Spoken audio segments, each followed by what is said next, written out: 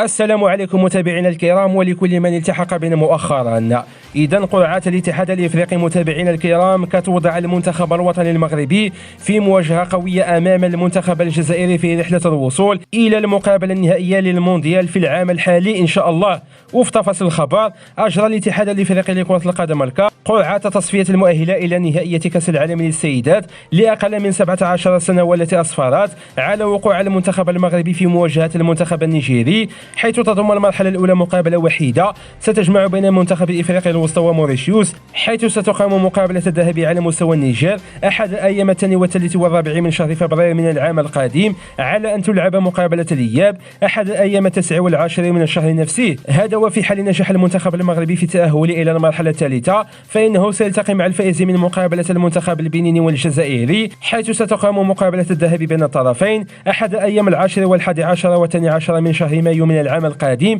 في المملكة المغربية، على أن يقام لقاء الإياب أحد أيام 17 و18 من الشهر نفسه داخل الجزائر. هذا وفي حال أكمل المنتخب المغربي مشواره وبلغ المرحلة القادمة والأخيرة، فإنه سيواجه المتأهل من منتخبات زامبيا وتنزانيا وأوغندا والكاميرون، وستقام مقابلة هذه المرحلة في شهر يونيو من العام القادم. كان هذا هو الخبر ديال اليوم، كنتمنى لكم تشاركونا متابعينا الكرام آراءكم في التعليقات، والسلام عليكم إلى فيديو جديد.